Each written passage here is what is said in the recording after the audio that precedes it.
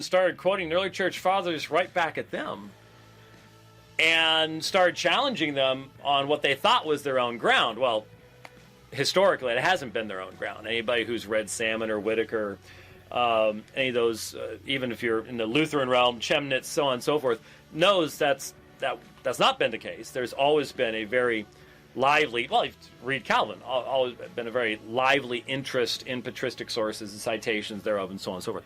So, the fact is that even when we start going into church history, how many times do you hear Jerry Matitix say, well, that was just that person's personal interpretation? When I would quote something that would be against the Roman position, well, you know, that was just his personal view. Well, what's the difference between when an early church father says something that supports modern Roman theology or when someone says something that opposes modern Roman theology? Well, it's whatever the church says. And I remember back when John Paul II was Pope, he had said something that was in direct contradiction to one of the ecumenical councils, major ecumenical councils, and I pointed this out. And Robert Sungenis, who at that time was much more mainstream than he is anymore, had basically said, well, James, the church gets to interpret its own history. And so it's like today. Rome has developed the very same type of progressive interpretation of its own history that quote-unquote progressives, I call them regressives, or more properly communists, in our land today, where the Constitution becomes a living document. What it was intended to say, the grammar, the words, the context, even the commentary of the Founding Fathers themselves, that's irrelevant. It's now a living document that we can change all of that into whatever we want it to be. Well, that's pretty much what Rome has said about our own history and our own writings. We don't get to interpret them. We can. We can go back to what those councils said. We can go back to Trent, for example. All sorts of commentaries were written in the decades after Trent, catechisms, so on and so forth. There really isn't much of a question as to what was meant in the vast majority of the documents. But that's irrelevant because, you see, it's a living church. And so as it's a living church, then it's interpreted by the living magisterium. And so if a pope in the past says it is absolutely necessary for salvation to be subject to the Roman pontiff, we know what he meant by that. We know what that meant in his context. We know what that communicated to the people around him.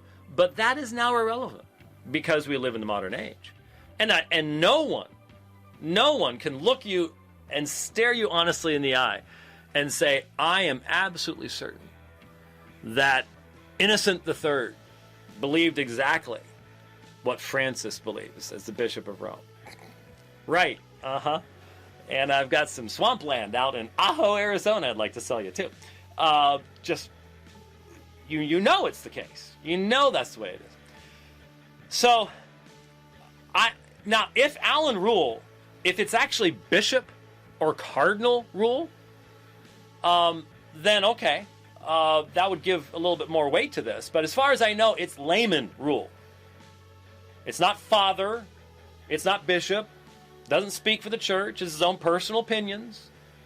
And that's going to become important because he gets to interpret things his way, and the professors, priests, bishops at Boston College and other places, they interpret things their way. And how are we poor, benighted Protestants supposed to figure this stuff out? I mean, in my own lifetime, John Paul II, Ratzinger, Francis, they seem to have really different views on things, really different takes, different spins. How am I supposed to know the living voice? And blah, blah, blah. Yeah, okay. So let's remember Father Michael Mueller in The Holy Sacrifice of the Mass, page 131. He delivered his body and blood to his apostles, whom he then appointed the priests of the New Testament. And to them and to their successors in the priesthood he gave a command to offer by these words, do this for commemoration of me, Luke 22:19. So the Catholic Church has always understood and taught, end quote. That is a lie. That is a documentable, recognized lie. It's a lie of piety, but it's untrue.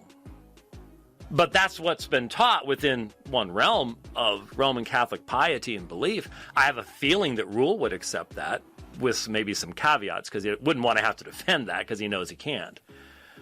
But there's the Holy Sacrifice of the Mass.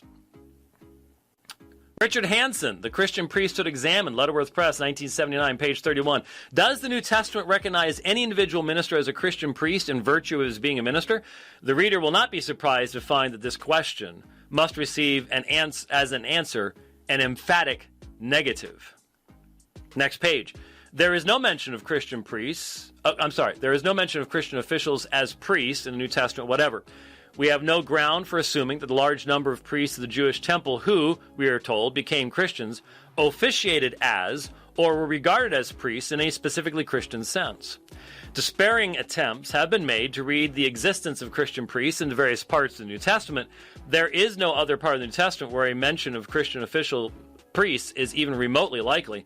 But of official Christian priests, we must honestly admit there is in the New Testament not the faintest whisper. Not the faintest whisper. Later on he says, no Christian priesthood is found in the New Testament. There is, in fact, no solid evidence that anyone thinks of Christian ministers as priests until about the year 200.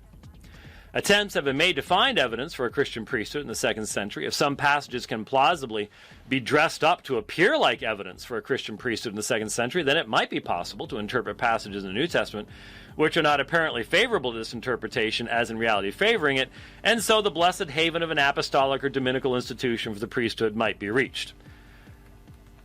Likely candidates for the position of priests of the 2nd century should be presbyters or bishops, but nobody called these priests at that time, page 36. Also on page 36, after discussing one appearance of priest in Ignatius, there can be no basis for a Christian priesthood in the 2nd century here. After discussing Clement, those of you following the church history series that I'm teaching right now, we've just done Clement and Ignatius, did the martyrdom of Polycarp this past Sunday morning. After discussing Clement, he only knows of 2 ministers in the Christian church, that of episkopos, presbyter, bishop, and presbyter being regarded as identical, as in Acts 20:28, Hermas, the Didache, and the pastoral Paqua on this very issue. He admitted that, from their perspective, priest developed out of the term presbyter. The problem is presbyter, presbyteros, episkopos,